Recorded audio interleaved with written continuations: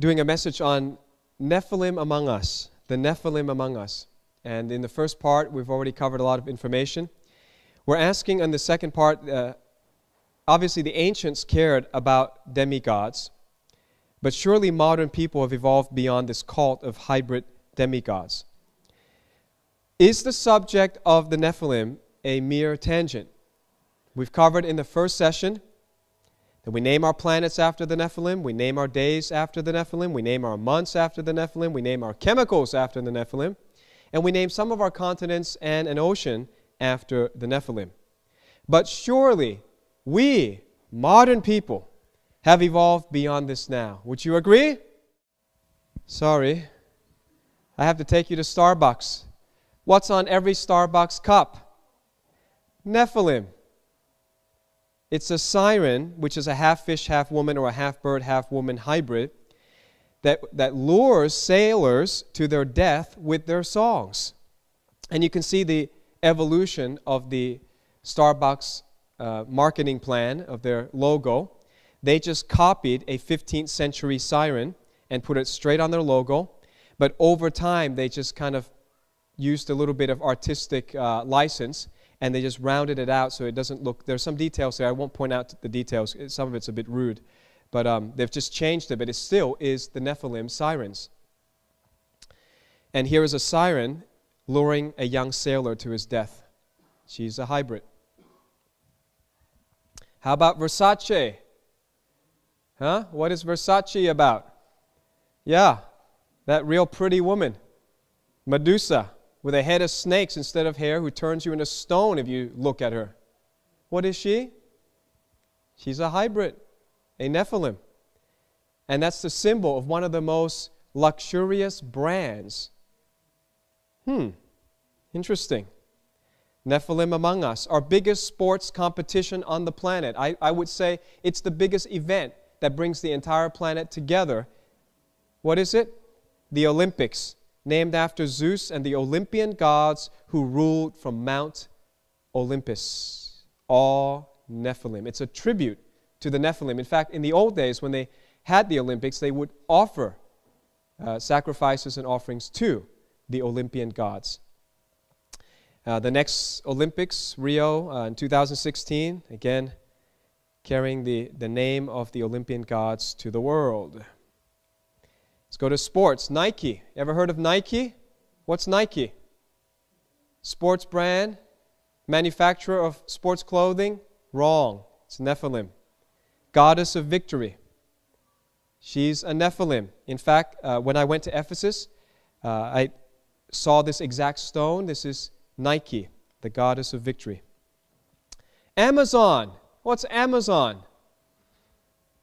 You thought Amazon was a place that you go online to buy stuff, right? Wrong. Bunch of Nephilim, a race of female warriors whose name meant without breasts, amazos in Greek, or killer of men. Isn't that nice?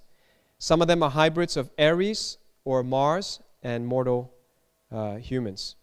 Who are they? They're a race of female warriors that would cut one of their breasts off so that they could fight more viciously. And the myth is they either cut the breasts off or they burn their breasts off. And they were feared everywhere, a race of female Nephilim. What's this? The Odyssey. You thought the Odyssey was a car. No, it's not. It's the Greek epic about Ulysses and the ancient hybrid Nephilim that he met all over the place. That's the Odyssey. What's your Achilles? Your Achilles tendon is a tendon that is named after the god, the demigod Achilles, whom Brad Pitt played in a movie. He's the hybrid son of goddess Thetis and Peleus, who is a friend, a mortal, a friend of Hercules. Now, Thetis tried to make him immortal by dipping him in the river Styx. Remember the river that separates our world from hell? But the part by which he held him, which was his ankle, was left vulnerable. And so in one battle, Paris, who's a man, shot Achilles in the heel and killed him. Today, a person's weakness is called his Achilles heel. Why? It's named after a hybrid Nephilim. Hollywood just can't get enough of demigods. They can't come up with any new stories that makes more money or sells better. So they made Thor recently, a tribute to the Norse god of thunderbolt, a Nephilim.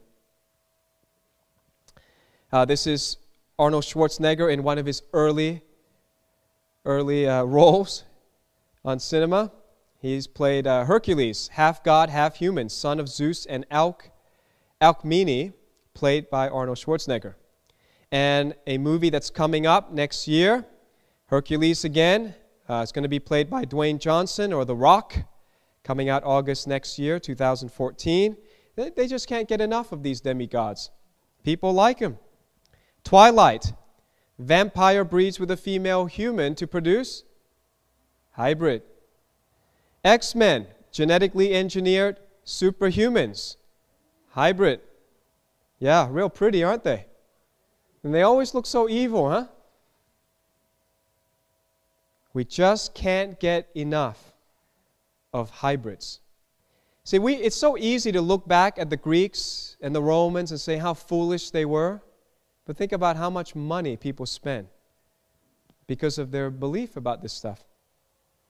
Now, there is a Christian allegory called The Chronicles of Narnia by C.S. Lewis, in which many hybrids are featured. Here is a satyr, which is a half-man, half-goat. He's a Nephilim. Here's a centaur, half-man, half-horse. Nephilim. Here's Planet of the Apes, genetically engineered apes with human genes for enhanced intelligence. Hybrid. They're making another one. Evolution becomes revolution. The rise of the Planet of the Apes. That hasn't come out yet, has it? I think that's coming out. Hybrid. Right? When aliens come in Hollywood movies, what do they want? They want human genes for manipulation. They want to make genetically modified organisms. Hollywood loves genetic engineering. We just can't get enough of it. Tom Cruise in a recent movie, Oblivion. He's a drone repairman, Tech 49. Jack Harper finds his genes have been taken by aliens to create a reprogrammed race of humans. Interesting, isn't it? How so many things from the ancient time until now points to something. It points to something in the past that evidently happened according to the Bible, and it seems like something that is also on the horizon. Now the question is, why should Christians care? I've left this part to the second session. I normally do this part first where I give you scriptures, but I left it here because I thought I'd grab your attention first and show you how pervasive, how ubiquitous the Nephilim are in our lives. Are you convinced?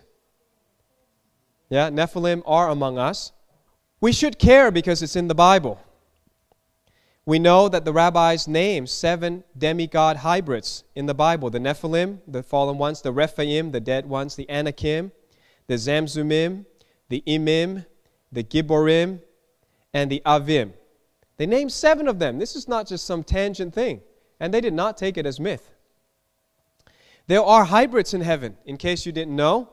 Ezekiel chapter 1, verse 10 talks about a creature that I think you would be shocked to meet on the street.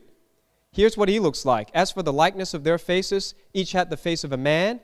Each of the 4 had the face of a lion on the right side. Each of the 4 had the face of an ox on the left side. Each of the 4 had the face of an eagle. Imagine meeting one of these. If you can't get along with someone because their skin color is slightly different from you, you're going to be unpleasantly surprised by heaven. Because there is so much more diversity in heaven, and God's saying, get used to it. I'm a God of diversity. I like making things, but I want to make them. You are not allowed, you're not authorized to tamper with the genetic code. Revelation chapter 4, verse 7 mentions it again, a hybrid in heaven. The first living creature was like a lion, the second living creature like a calf. The third living creature had a face like a man. The fourth living creature was like a flying eagle. And it's all like. He just couldn't find the words to describe it. There are definitely some strange creatures in heaven. Ezekiel chapter 10, verse 9 to 10 in the New Living Translation, he said, I looked, and each of the 4 cherubim had a wheel beside him, and the wheels sparkled like beryl, like a jewel. All four wheels looked alike and were made the same. Each wheel had a second wheel turning crosswise within it. That's a strange creature. If you think about it, it's not that strange because we have one thing that is a perfect circle in our makeup. It's our eye. Our eye is the only perfect circle that I see in our body. But God likes it, and so God made some creatures with a bunch of perfect circles all over, I guess with a bunch of wheel-looking things around them.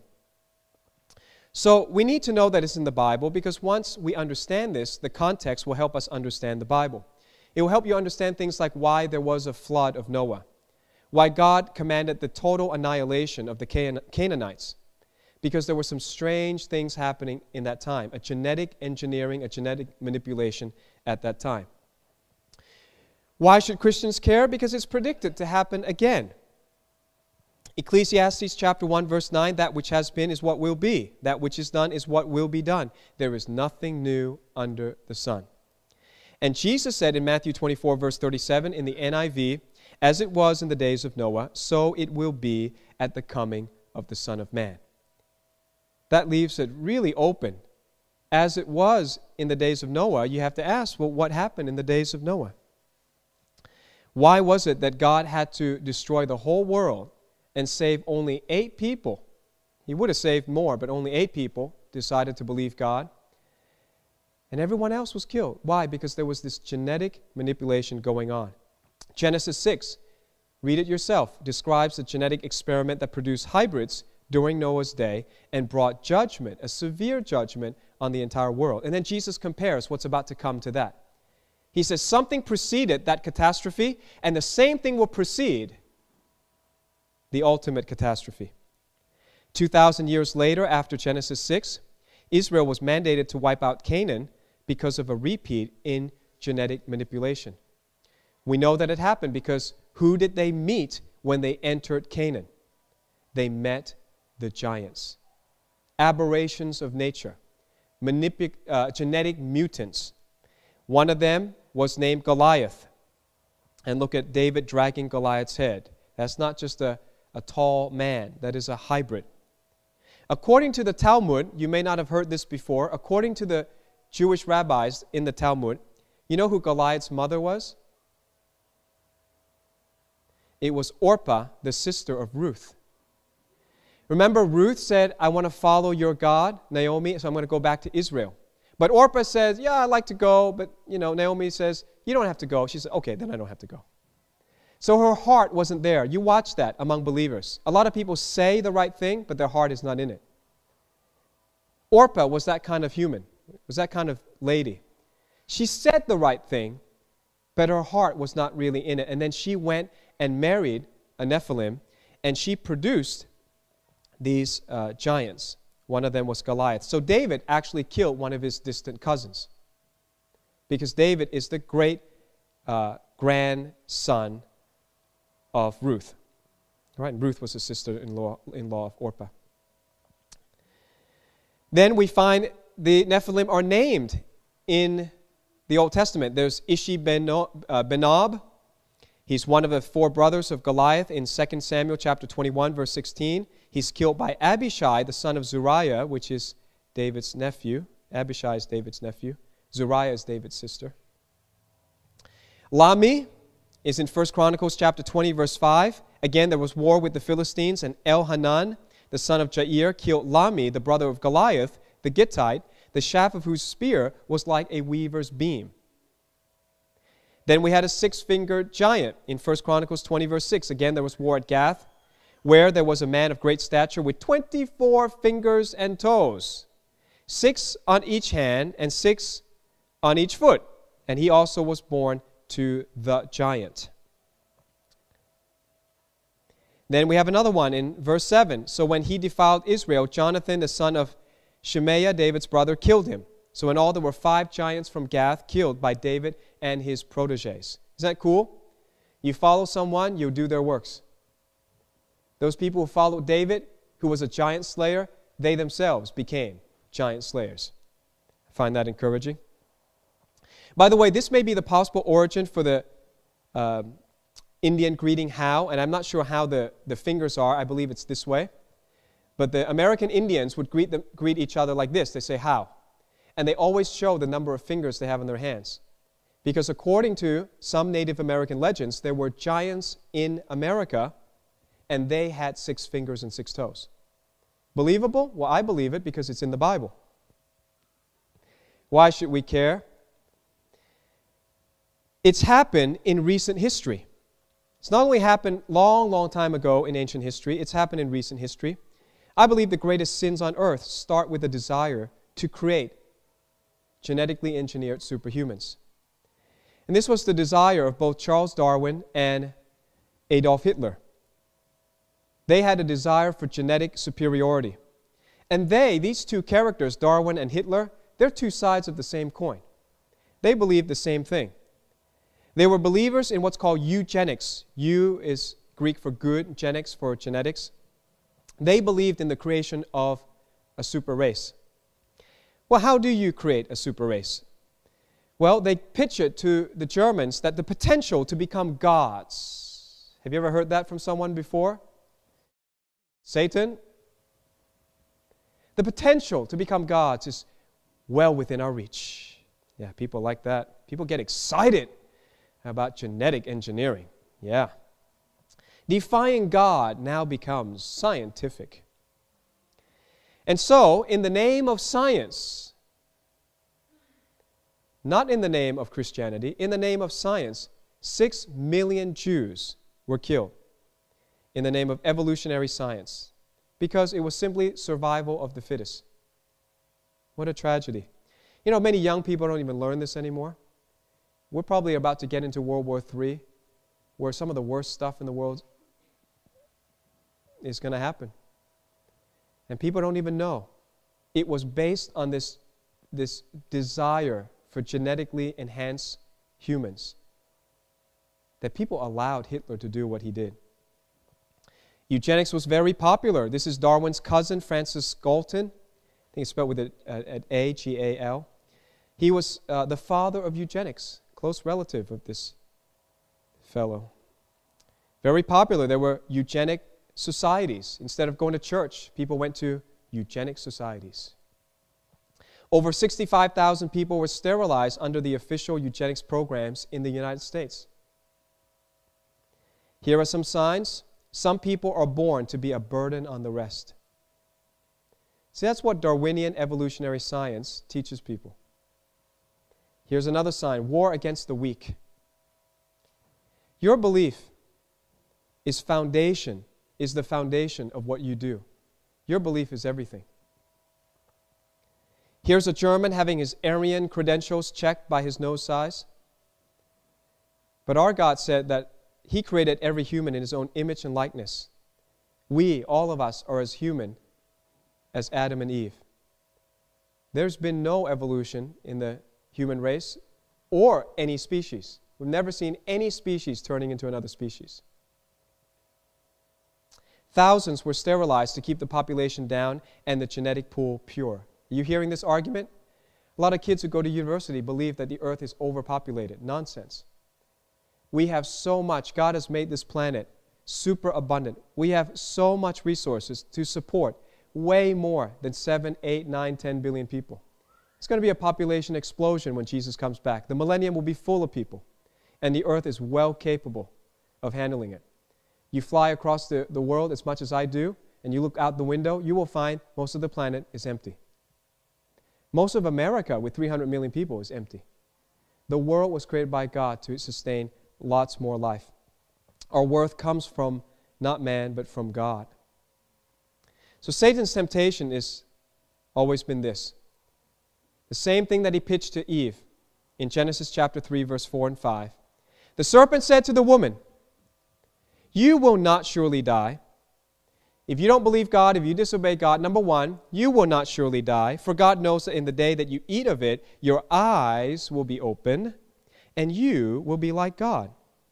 The 3 promises of the devil: number 1, longevity or immortality. Number 2, intellectual superiority. Number 3, deification. You'll be like God. The greatest sins on earth start with a desire to create superhumans. But I think there's one more reason why we as Christians should be concerned, should be aware of what the Bible and obviously lots of mythology around the world talks about. I believe it's actually happening right now. And if you're not paying attention, you'll miss it on your radar. There's a lot of genetic manipulation going on. This is an article from August 2011, Death of the Bees, Genetically Modified Crops and the Decline of Bee Colonies in North America.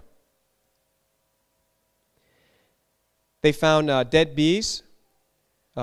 Monsanto, one of the biggest, I think the biggest company that's doing genetic modification. Monsanto genetically engineered seeds are killing off bees. And here's a comparison of bee intestines. And the black one on the left ate GMO food. So if it does that to bees, I wonder what it's doing to our children. Right now, well, let's take a look at how many plants rely on bees. Some of those valuable fruits, vegetables, nuts, and field crops depend on insect pollinators, particularly honeybees. Soybeans, cottons, grapes, almonds, apples, oranges, strawberries, peanuts, peaches, blueberries. So I believe that this type of genetic modification may be the culprit. It may lay out the scenario that Revelation talks about. Because Revelation says there's going to be mass starvation. There's going to be massive disaster. People will die. A third of the human race is going to die. How's that possible? Well, if the bees are dying off because of genetically modified food and then we're introducing it into the human population, what is that going to do to people? Is it a conspiracy? Some people believe that they're willfully sowing seeds of destruction, the hidden agenda of genetic manipulation. There certainly is sickness from GMO on the rise. A lot of Australian children today cannot eat peanuts. A lot of Australian schools are now telling children, even if you're not allergic to peanuts, don't bring peanuts because so many Aussie kids can't even eat or be near peanuts. So these are the top 10 genetically modified foods. Do you ever eat corn, soy, anything from cotton, papaya, rice, canola, potatoes, tomatoes, dairy products, peas? Yeah, this is going into our systems right now. BBC News, December 1999, Trojan gene could wipe out fish. Just one genetically modified fish could wipe out local populations of the species if released into the wild, biologists have warned. These are countries that ban GMO. The green countries say no. The red countries say yes. Unfortunately, the English-speaking world, represented there by England, says yes. And we see more sicknesses than in France. So you can see there's a difference. It's not just the red wine that the French drink. There's a lot of things going on behind the scenes. There's a growing use of humanized animals. That's what they call it. That's an article in 2011 in The Guardian. Humanized animals. Like this, a mouse ear hybrid. That's a mouse growing a human ear. Why are they doing that? Because they say artificial liver could be grown in other animals. And they always pitch it for the benefit of humanity. And people like that, don't they? Make you live longer. Make you immortal. Enhance your memory. Make you like God. And they're serious about this, you know. How about this goat-spider hybrid? You heard of Spider-Man? Now it's spider-goat. What do you get when you cross a spider with a goat? It may sound like a joke, but it is real. Meet spider-goat, a DNA-enhanced, web-flinging nanny that may one day knit bones. They're doing this. They're saying the spider web is so wonderful, but we can't depend on spiders to make them because they're too little. So we'll make the goat spin spider webs, and then we can produce a lot more. How about this one? This was this year. Truth is stranger than fiction. First hamburger to be made from lab-grown meat. There you go. Delicious. How would you like some lab-grown hamburger? This beef never lived. He's not a cow that ever walked on grass, never saw the light of the sun.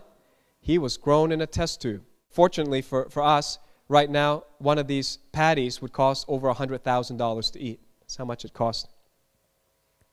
Hey, look, my genetically modified fruit bit me back. Frankenfood. They're fun food. Taiwan breeds green glowing pigs. Scientists in Taiwan say they have bred 3 pigs that glow in the dark. Wonderful. Look at that. They have mice that glow in the dark. Pretty soon your babies will grow in the dark. New federal guidelines will allow the creation of human-animal chimeras. If you don't know, chimera is from the Greek myth. It's the mix, a hybrid of lion, snake, and goat. That's weird. That's why they call it a chimera. That's 2005. Mail Online, 2011 again. 150 human-animal hybrids grown in UK labs. Embryos have been produced secretively for the past 3 years. Did you know that there is a transhuman movement? The objectives of the movement, have you heard this before? Extend life, enhance intelligence, and to become like God. Yeah, I think we just read that somewhere in Genesis, didn't we? Man becoming his own God via transhumanism. They have a plan. It's called the 2045 Avatar Project. These are their stages. First, make a robotic copy of the human body, remotely controlled. Next stage, by 2020, make an avatar in which the human brain can be transplanted at the end of one's life. So your body can die, but we're going to take your brain and put it in another body. By 2030, we want an avatar with an artificial brain, because we don't even like your brain anymore, might corrode, in which a human personality can be transferred at the end of one's life. And then by 2040 to 2045, their goal is to make a hologram-like avatar. So we don't even need humans anymore. And they are serious about this because they believe they can be better than God. And that's always the human deception. Whenever we tamper with God's stuff, we always make it worse. Isn't that true? God made all these fruits and vegetables and nutrients that we can eat, and our food can become our medicine. But instead, we pay gazillions of dollars for pharmaceuticals to produce synthetic chemicals that are toxic and are killing us. And we say, no, we've got a better solution. It's our synthetic man-made chemicals going to make us healthy. See the deception of man? We always think we can one-up God, but you can't. Well, did you know the Dalai Lama supports the 2045 project? There he is. He says, I like it. Here's the founder of a political party based on Evolution 2045. Neo-humanity. They are serious. Right? And they see that different animals have different strengths. So we don't have the sight of an eagle. We don't have the speed of a cheetah. We don't have the digestive system of other animals. If we could just manipulate the human body and genome and just put all of these different genes in, we can create a superhuman. Here's one guy says cybernetic immortality. It's a fantasy or a scientific problem to be solved. Well, they believe the rich should be first to pay, and the rich are paying. They're joining transhumanism so that they can preserve their consciousness after they die in a perfect body. Remember Satan's 3 lies? You will not surely die, for God knows in the day that you eat of it, your eyes will be opened, and you will be like God. Remember what Jesus predicted. He said this is going to happen in the last days. In chapter 24, verse 11 to 14, then many false prophets will rise up and deceive many. It's here, folks. It's already happening. So many people believe that they can become like God, that they don't need God, they don't need a Savior. And because lawlessness will abound, the love of many will grow cold. But he who endures to the end, would you say endures to the end? He who endures to the end shall be saved. And this gospel of the kingdom will be preached in all the world as a witness to all nations. And then the end will come. Don't put your hope in transhumanism, in genetic engineering. Put your hope in Jesus. He knew all of these things would be coming, and I think they're here. I don't know about the alien scenario. I'm not sure if the repeat of the Nephilim has to be outer space people. All that happened was some genetic manipulation. But the interesting thing that I'll close with is this. All the people that get surveyed who claim to have been abducted by aliens, all of them talk about genetic manipulation. All of them talk about their ovum or their sperm being forcefully taken out of them. So what's going on? I don't know, but every time aliens show up in Hollywood movies, they want our genes. And the scientists right now want to manipulate our genes. And God said the last 2 times that happened, it wasn't long before total destruction came. And Israel entered the promised land. I think the good news is that when you see all these things happening, Israel is not far from meeting her Messiah. The Messiah is the promise of all promises. That's the true freedom. So instead of looking at the negative, remember, keep your eyes up. Look at the positive. Jesus is the Messiah. Put your faith and trust in Him. Amen. Let's stand. We're going to pray. Father, we thank You so much that sometimes truth is stranger than fiction, but You give us the heart and the mind to be able to comprehend these things and to be aware and to be ready for them, Lord. Whatever comes, we will not be deceived. Whatever comes, Your truth has prepared us and set us free. So we just pray, Lord, that those who watch this video would be set free by lies and deceptions, maybe false paradigms of the world that they just bought and never considered in light of the Bible. I pray and I encourage you, if you're listening, you're watching, open your Bible. Read the Bible. Believe the God of the Bible. He said He's coming soon to judge the living and the dead. Before that day, give your heart to Jesus and follow Him. In Jesus' name I pray for you. Amen.